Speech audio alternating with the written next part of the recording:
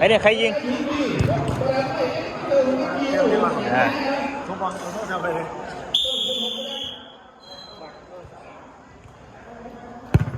โอ้ยสุดยอดสุดยอด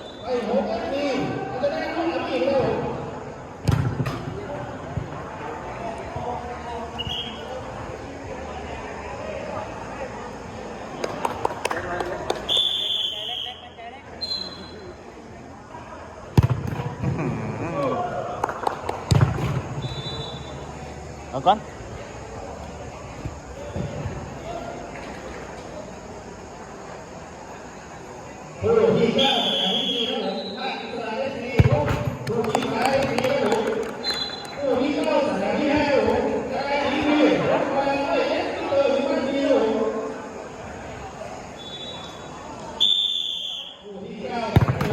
เฮ้ย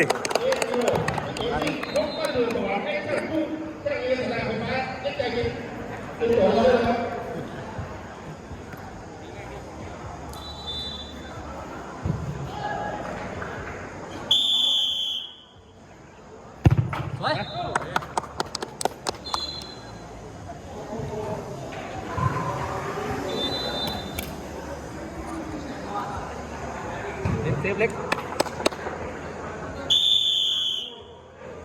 เฮ้ย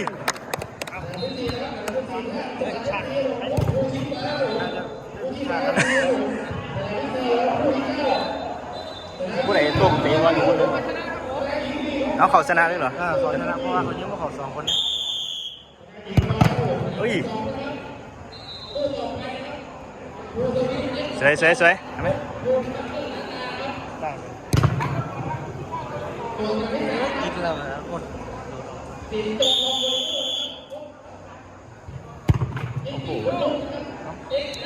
อีกคนหนึ่งไป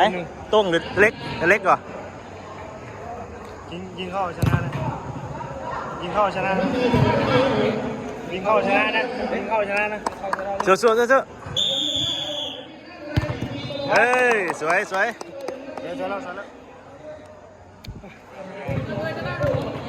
บ